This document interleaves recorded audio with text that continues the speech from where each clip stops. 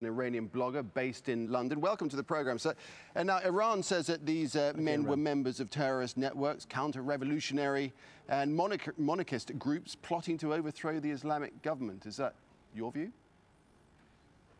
Well, let me just tell you about the injustice of these two executions, in particular with regards to the 19-year-old Arash Rahmanipour. He was actually arrested in March, April last year, 3 months before the election protest, for accused of carrying out something which he was actually under the age of 18 at the time, which was contacting an illegal organisation outside Iran. He was arrested with the rest of his family members.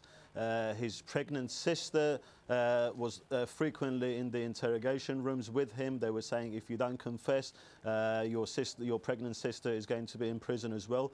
His father was misled into thinking that he should put pressure on him so that the rest of the family members, including Arash himself, would be released.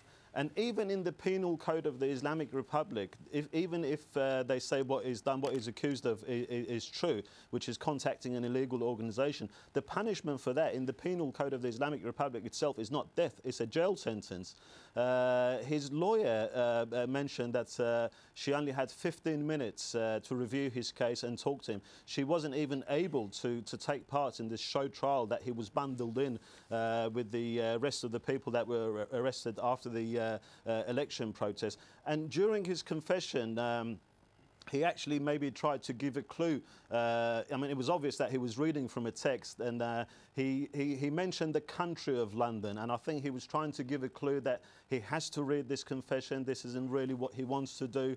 Worse still, the legal process for the appeal, hadn't gone through yet. So, and he was actually executed in the early hours of this morning without even his family being notified first. His family heard about this on the news. So there's so much injustice around executing this 19-year-old young man. Now, Potkin, you'll know that new death sentences have been issued on other people in Iran, and more trials are to come. What kind of effect do you think these executions and the ones that are coming up in the near future will have on protests? I mean, the opposition are planning a lot of protests in early February, aren't they?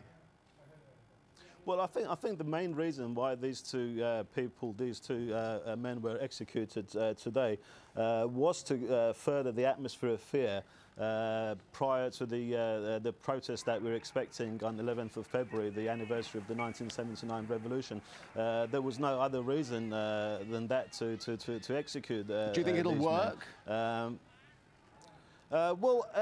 was going to say, see, in 1979, I remember after the revolution, first they started executing the Shah's people, the generals, and no one else said anything, saying, well, these were Shah's men. Then they started executing communists, and those who were not communists they said, well, these are communists, why should we speak out for them? Then they started executing MEK members, and no one said anything. Then they went on to the nationalists, and they came to a point where just about everyone was being executed.